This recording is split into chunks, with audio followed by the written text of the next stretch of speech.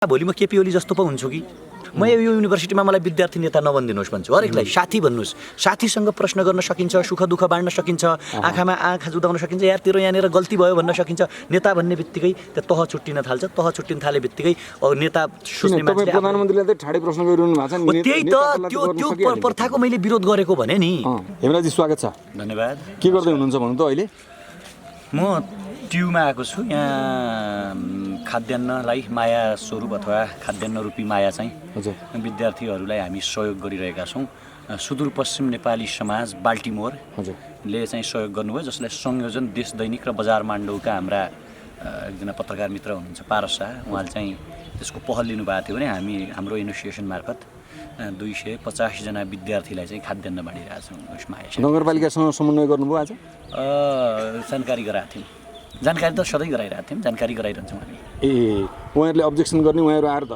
अरे धरपकड गर्ने त्यो सम्भावना छैन आउनु भएको छैन उहाँहरू हजुर यो त तपाईँले कीर्तिपुरमा विद्यार्थीलाई नियमित रूपमा माया बढ्ने काम गर्दै आउनु भएको छ त्यसकै निरन्तरता मात्रै भयो होइन यो सँगसँगै अब लिपुले कालापानी लिम्बिया धुरामा बनेको 82 किलोमिटर सडकको केसलाई लिएर हरेक दिन जसो हिरासतमा पर्दै आउनु भएको छ तपाईँ आज बृहत रूपमा माइती घरमा विद्यार्थी प्रदर्शन गर्ने भनेर भन्नुभएको छ हुन्छ प्रदर्शन आज हामी एकछिन पछि जाँदैछौँ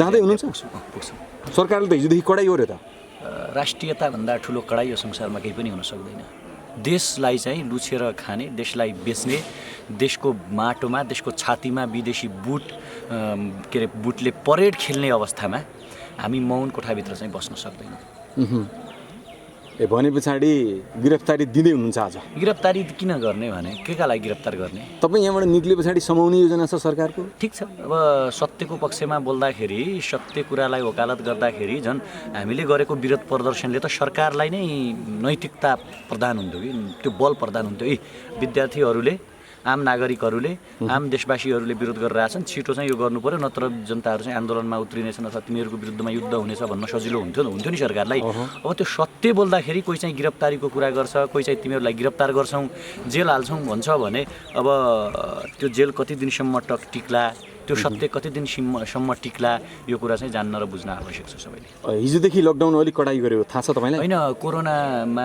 कोरोनाको सङ्क्रमणमा 81 वृद्धि भएको देखिएपछि तीव्र सङ्ख्यामा ऱ्यापिडली चाहिँ यो स्प्रेड भएपछि लकडाउन कडा रूपले पालना चाहिँ हुनुपर्छ फेरि हुनुपर्छ लकडाउनको पालना हुनुपर्छ भन्ने माइती घर 1 बजे माइती घरमा त तपाईँको चाहिने के हो भने हामी जस्तो लकडाउन सिस्टमलाई मानेर दूरी कायम गरेर होइन अब हामीले जस्तो हिजो घोषणा गरेका थियौँ त्यो ठुलो सङ्ख्यामा होइन कि 2-4 जना मान्छेहरू त्यहाँ उभिने भन्ने कुरा नभयो 4 जना मात्रै उभिने हो 2-3 जना कतिजना हुन्छ अब पुरै 200 400 500 को हरारमा भन्ने छ त प्रचार त हिजो थियो हिजो हामी त्यो प्रचारले त सरकारले कडाइ गर्नु त स्वाभाविक हो त हिजो जाने भन्ने थियो अब लकडाउनको नियम पनि राति अलिक पछि नै कडा गर्ने भन्ने भएपछि फेरि अब अहिले कोरोनाको पनि उच्च सङ्क्रमण भएको हुनाले अब साङ्केतिक विरोध गर्ने हो होइन हामी लिपुलेकको पक्षमा छौँ कालापानीको पक्षमा छौँ राष्ट्रियताको पक्षमा छौँ स्वाधीनताको पक्षमा छौँ अखण्डताको पक्षमा छौँ भन्ने कुराकानी चाहिँ फेरि हामीले गर्ने हो त्यसकारण त्यो लार्जेस्ट सङ्ख्यामा मास उपस्थित गराउनुभन्दा साङ्केतिक विरोध गरौँ न अहिले भन्ने चाहिँ हो फेरि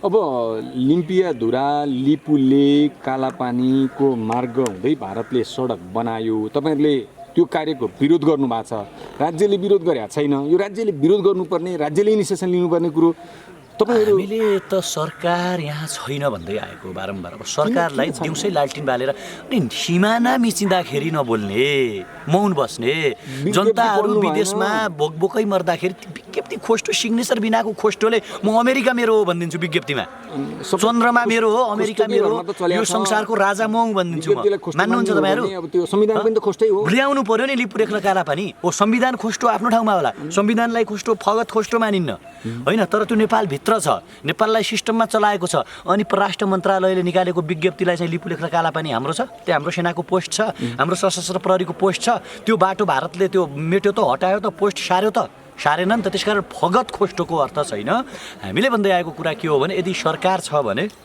सरकार जीवित छ भने सरकारभित्र नैतिकता छ भने सरकारभित्र इमान छ भने खड्ग ओलीले के गर्नु पर्यो भने अथवा त्यसको प्रधानमन्त्रीले के गर्नु पर्यो भने 1-to-1 वार्ता गर्नु पर्यो 1 to 1 को हेमराजसँग वार्ता गर्ने? नै नेपालको प्रधानमन्त्रीले भारतको प्रधानमन्त्रीसँग वार्ता गरेर भन्नु पर्यो कि लिपुलेख र कालापानी हाम्रो हो, त्यहाँको जनगणना गर्ने भैरव रिसालहरू अहिलेसम्म जीवित छन्, त्यहाँको तिरेको पोथ तिरेको कागजपत्र नेपालसँग सुरक्षित छ, तिमीहरूले हाम्रो माटो हामीलाई फिर्ता दिएनौ भने, हाम्रो माटोमाथि बलमिचाइ गर्यौ भने हामी युनाइटेड नेसन र अन्तर्राष्ट्रिय अदालतमा जाँदैछौँ भनेर भन्नु पर्यो। त्यति गर्दा पनि मानेन भने अन्तर्राष्ट्रिय अदालतमा जानु पर्यो। अब अन्तर्राष्ट्रिय अदालतमा जाँदाखेरि उसले अन्तर्राष्ट्रिय रूपमा छानबिन हुन्छ नि त, युनाइटेड नेसनले छानबिन गर्छ। र यसमा एउटा तथ्य के छ भने जस्तो सुगौली सन्धि पनि काहीँ न काहीँ सुगौली सन्धिमा पनि मिस्टेक छ। तत्कालीन राष्ट्राध्यक्षले नेपालको तर्फबाट हस्ताक्षर गर्नु पर्थ्यो, गजराज मिश्रले हस्ताक्षर गर्नुभयो र 15 दिनभित्र नेपालको राजाले सुगौली सन्धिमा हस्ताक्षर गरिसक्नु पर्नेछ भनेर भएको थियो अरे क्या लिखित सम्झौता। तर नेपालको तर्फबाट नेपालको राजाले त्यति बेला हस्ताक्षर गर्नुभएको थिएन। त्यसकारण अवैध त्यो सन्धि छ। अवैध त्यो सन्धिका कारणले हाम्रो सतलजसम्म होइन अनि काँगडासम्मको भूमि चाहिँ गुमेको छ, यता टिस्टासम्मको भूमि गुमेको छ। हेर्नुहोस् अब भारत किन अन्तर्राष्ट्रिय अदालतमा जान खोजिरहेको छैन भने भोलि अन्तर्राष्ट्रिय अदालतमा छानबिन भयो, नेपालले प्रमाण पेश गर्यो, असम्मानजनक सन्धि हो, जबरजस्ती लादिएको सन्धि हो भन्यो भने गुमेको भूभाग पनि तपाईँको के आउँछ भने नेपालमा आउँछ कि। त्यसकारण बरु भारतले नेपालका नेताहरूलाई किन्ने, तिमीलाई प्रधानमन्त्री बनाइदिन्छु भनिराख्ने, सांसद किनबेच गर्ने, आफ्ना रका एजेन्टहरू पठाउने र सत्तामा टिकाइराख्ने, ललिपप फ्याँकिरहने र यिनीहरू पनि यसो रोए जस्तो गर्ने, अलिअलि विज्ञप्ति लेखे जस्तो गर्ने, हस्ताक्षर बिनाको, सिग्नेचर बिनाको, अनि चाहिने तपाईँको चाहिने बेला बेला ताल पर्यो भने भारतको विरोध जस्तो गर्ने, बाँकी चाहिँ नेपालका ती भूभागहरू घुम्न दिने परिपाटी जुन छ हामीले यसको विरोध गरिरहेको हो। र यसकारण सरकार मृत मौन कुम्भकर्ण सुतेको छ।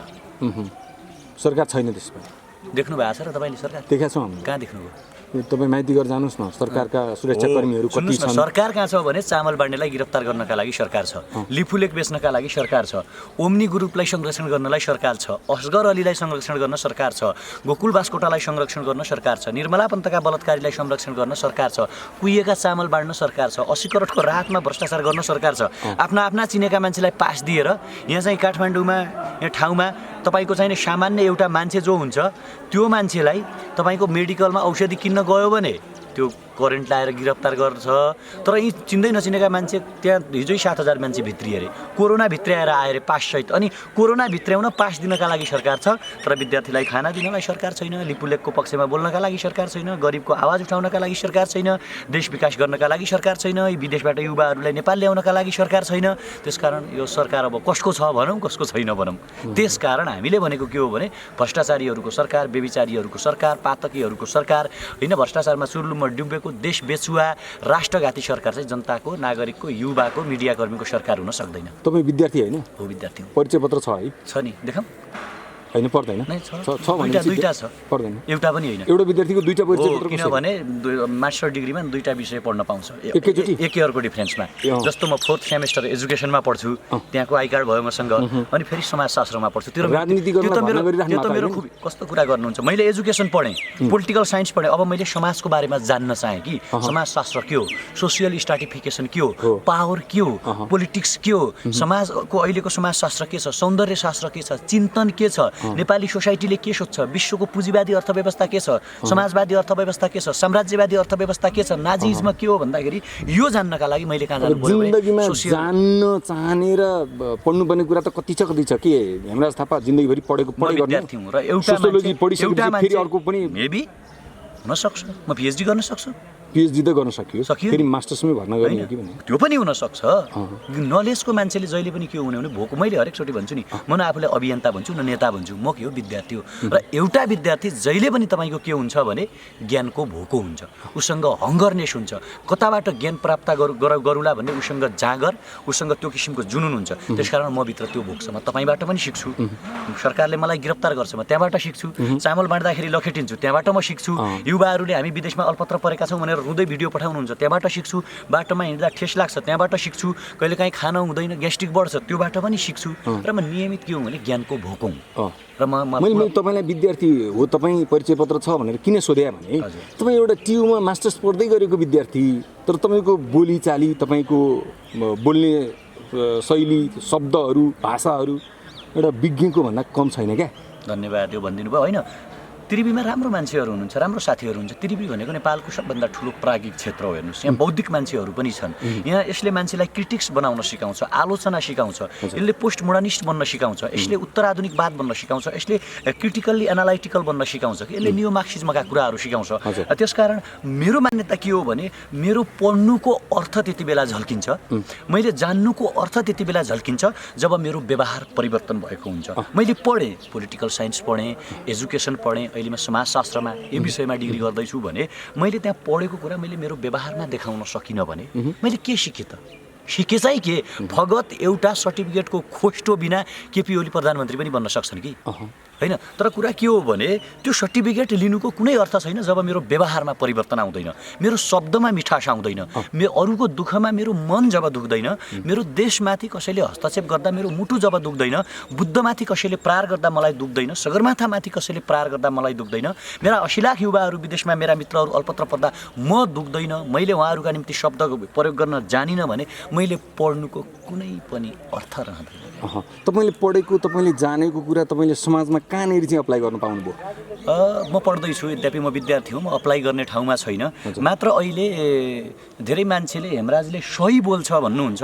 म सही बोल्छु कि गलत बोल्छु म आफै पनि जान्दिनँ, तर मलाई यति लाग्छ मभित्र एउटा हङ्गरनेस छ, मभित्र एउटा भोक छ। मलाई लाग्छ विदेशमा अल्पत्र परेका ती युवा दाजुभाइ पनि मेरा दाजुभाइ हुन्, भारतमा अल्पत्र परेका युवा दाजुभाइ पनि मेरा दाजुभाइ हुन्, लिपुलेकको पीडा भोग्ने दाजुभाइ पनि मेरा दाजुभाइ हुन्, खान नपाउने विद्यार्थी पनि म जस्तै विद्यार्थीहरू हुन्। त्यसकारण जस्तो समस्यामा म छु, एउटा दुर्गम क्षेत्रमा हुर्केको जन्मेको, राम्रोसँग खान पनि खान नपाउने मान्छे म हुनुको नाताले मलाई लाग्छ मेरो जस्तै पीडा आम मान्छेहरूको छ। त्यसकारण मैले जानेका र सिकेका शब्दहरू यसरी चाहिँ प्रयोग गर्नुपर्छ जस्तो मलाई लाग्ने हुनाले फेरि अप्लाई चाहिँ भइसकेको छैन। एउटा विद्यार्थी है तपाईँ, म विद्यार्थीमै केन्द्रित हुन चाहन्छु। विद्यार्थी जसले सिक्दैछ, पढ्दैछ, भोग्दैछ, हजुर, त्यो मानिसले 14 वर्ष जेल बसेको मानिस, जेल नेल हतकडी जीवनमा आफ्नो भन्ने केही नभनिकन सम्पूर्ण नागरिक र देशको लागि समर्पित भएर राजनीति गरेको व्यक्ति केपी शर्मा ओलीलाई दिउँसै धावा बोलिराख्नु भएको छ। कसरी, किन, कहाँबाट आयो? त्रिभुवन विश्वविद्यालयले हामीलाई के सिकाउँछ भने क्रिटिक सिकाउँछ। त्रिभुवन विश्वविद्यालयले के सिकाउँछ भने सत्तासँग प्रश्न गर्न सिकाउँछ। म विद्यार्थी 12 वर्षको 16 वर्षको विद्यार्थी होइन नि, म 28 वर्षको विद्यार्थी हो। एउटा हेमराज थापाले मात्रै सिक्यो त्यो कुरा? अरूले पनि बोल्नु पर्यो। हामी त संसारको अरू युनिभर्सिटीलाई हेर्छौँ नि, विद्वान जन्माउने, नेता जन्माउने, वैज्ञानिक जन्माउने, समाजसेवी जन्माउने, समाजशास्त्री जन्माउने कसले हो भने युनिभर्सिटीले हो। संसारका जति पनि पावरफुल लिडरहरू जन्माएको छ युनिभर्सिटीले जन्माएको छ।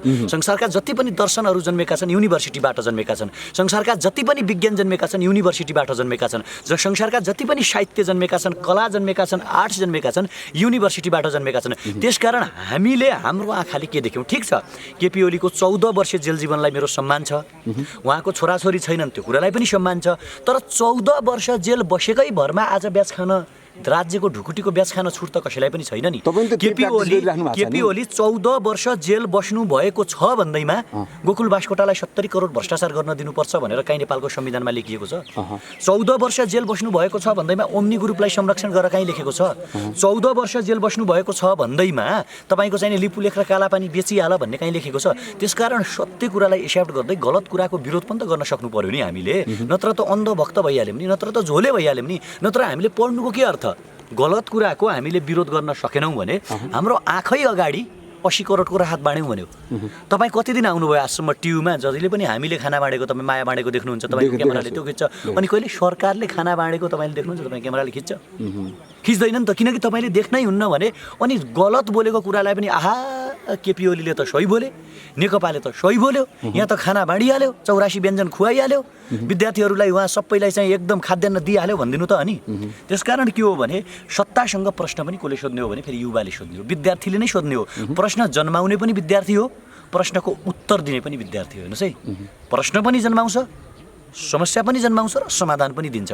त्यसकारण एउटा विद्यार्थीसँग देशको संविधान अध्ययन गर्ने क्षमता हुन्छ, देशको कानुन अध्ययन गर्ने क्षमता हुन्छ, देशको प्रधानमन्त्रीलाई समर्थन गर्ने क्षमता पनि हुन्छ भने देशको प्रधानमन्त्रीलाई प्रश्न गर्ने अधिकार पनि हुन्छ। र मैले मेरो त्यही अधिकार प्रयोग गरेर केपी ओलीलाई के भनेको हो भने तपाईँको जीवन त सकियो, तपाईँ त बुढो हुनुभयो, इतिहासमा नाम लेखाउनु भयो, 2 चोटि प्रधानमन्त्री भइसक्नुभयो, कृपया भ्रष्टाचार गरेर, भ्रष्टाचारीलाई संरक्षण गरेर, बलात्कारीलाई संरक्षण गरेर, लिपुलेख र कालापानी बेचेर हामी जस्तो जो सुन्दर सपना खोजिरहेको खोजिरहेका छौँ, राम्रो देश बनाउन खोजिरहेका छौँ, हामी संसारका अरू उन्नत देशहरू हेरेर हाम्रो देश पनि त्यस्तो होइदियोस् भन्ने चाहना राख्ने विद्यार्थीको भविष्य बर्बाद नगरिदिनुहोस्। त्यो कुरामा तपाईँ पनि सहमति हुनुहुन्छ? तपाईँ पनि त भोलि मरिहाल्ने त होइन नि त सर। केपी ओली पो 2-4 वर्षमा केपी ओलीको जीवन समाप्त होला। तपाईँ हामीले त 20औँ अझ 50औँ वर्ष बाँच्नु छ, सुन्दर नेपालमा बाँच्नु छ, शान्त नेपालमा बाँच्नु छ, विकसित नेपालमा बाँच्नु छ। अहिले युट्युब च्यानल चलाइराख्नु भएको छ, भोलि सबै कुरा बन्द भएर यहाँ केही पनि नभएर भोकमरी लागेर विदेश जान चाहनुहुन्छ तपाईँ? चाहनुहुन्न नि, यही देश हाम्रा लागि प्यारो छ नि। टिभी खोल्न चाहन्छौँ नि हामी त, त्यसकारण टिभी जाने त्योभन्दा नेपालको ठुलो चाहिँ मिडिया भन्ने इन्टेन्सन तपाईँहरूको छ भने राज्य राम्रो हुनु पर्यो, राष्ट्र राम्रो हुनु पर्यो, देश राम्रो हुनु पर्यो, भ्रष्टाचार हुनु भएन, नेताहरू जनताप्रति उत्तरदायी भइदिनु पर्यो, सङ्कटका बेला जनतालाई खाना दिनु पर्यो। त्यो नदिइसकेपछि हामीले प्रधानमन्त्रीलाई प्रश्न गरेका हौँ र प्रधानमन्त्री भनेको पद हो, जो राज्यको पद हो। केपी ओलीसँग हाम्रो गुनासो होइन, देशको प्रधानमन्त्रीसँग हो। र देशको प्रधानमन्त्रीले राष्ट्रिय ढुकुटी खाएको हुन्छ, तपाईँ हामीले तिरेको करबाट तलब खाएको हुन्छ, त्यहीँबाट उपचार गरेको हुन्छ। राष्ट्रिय ढुकुटी खाने हरेक मान्छे राज्यप्रति उत्तरदायी हुनुपर्छ भन्ने आधारले हामीले प्रश्न सोध्ने, खबरदारी गर्ने, आवश्यक पऱ्यो भने च्युत गर्ने सत्ताबाट। तपाईँको प्रश्नले उत्तरदायी बनायो जस्तो लाग्छ तपाईँलाई? मेरो मात्रै प्रश्न एउटा प्रश्न हो। म जस्तो 10औँ लाख युवाहरूले प्रश्न सोध्नुपर्छ, तपाईँले पनि प्रश्न सोध्नुपर्छ। 4 महिना अगाडि हामी चिन्दैनथ्यौँ एकअर्कालाई। आज 4 महिना पछाडि तपाईँ मेरो प्रश्नको उत्तर खोज्न आउनुहुन्छ र मलाई प्रश्न सोध्न आउनुहुन्छ। यसको मतलब काहीँ न काहीँ सिंहदरबार र बालुवाटारले पनि यो प्रश्न सुन्छ है। र त्यो सुनाइले गर्दाखेरि उसमा चेतना पैदा हुन्छ कि युवाहरू अब सडकमा जागेका छन्। युवाहरू जम्मै मेरा कार्यकर्ता मात्रै रहेनछन् होइन, चेतनशील युवा रहेछन्। हामीले केपी ओलीप्रति कुनै गुनासो होइन, सत्ता केपी ओली नै चलाउनु, तर गोकुल बास्कोटालाई कारबाही गरून्, विष्णु पौडेललाई कारबाही गरून्, ओम्नी समूहलाई कारबाही गरून्, पिपीमा भ्रष्टाचार गर्नेलाई कारबाही गरून्, युवाहरूलाई स्वदेशमा ल्याउन्, लिपुलेख र कालापानी फिर्ता ल्याउन्, हामी केपी ओली जिन्दाबाद भन्छौँ। अब सबै कुरा बेचेर प्रधानमन्त्री जिन्दाबाद भन्ने अवस्था रहँदैन। तपाईँ यति बेला भाइरल हुनुहुन्छ, थाहा छ? आई डोन्ट लाइक त्यो वर्ड, मन पर्दैन मलाई। भाइरल भन्ने शब्द मन पर्दैन। केही पनि होइन, चर्चित पनि होइन, म छैन। मलाई नबनाउनुहोस् चर्चित, सत्यलाई चर्चित बनाउनुहोस्, सत्यलाई चर्चित बनाउनुहोस्। मेरो व्यक्तिको पूजक नबन्नुहोस् है। फेरि एउटा कुरा के थाहा, भोलि म केपी ओली जस्तो पो हुन्छु कि? मलाई प्रश्न गर्नु पर्यो नि होइन। अहिले मेरो फ्यान भन्ने धेरैले भन्छन्, धेरै युवाले भन्नुहुन्छ कृपया मलाई हिरो आइडल, तपाईँ एकदम भाइरल, तपाईँको फ्यान चाहिँ नभनिदिनु होला। तपाईँहरू नबन्नुहोस् कि। फ्यान राजेश हमालको बनाऊ, अनमोल केसीको बनाऊ, कलाकारको भन्ने, एउटा लेखकको फ्यान बन्ने हो के, समाजसेवीको फ्यान बन्ने होइन। मलाई प्रश्न गर्ने हो मेरो जीवन कसरी चल्छ, तँ भोलि बिग्रिँदैन भन्ने तेरो ग्यारेन्टी के? तँ अहिले चिल्ला कुरा गरेर सत्तामा पुग्यो भने गोकुल बास्कोटा जस्तो, योगेश भट्टराई जस्तो, घनश्याम भुषाल जस्तो, केपी ओली जस्तो हुँदैन भन्ने ग्यारेन्टी के छ भनेर युवाले प्रश्न पो गर्ने हो। मेरो जस्तै प्रश्न गर्न सिक्ने हो।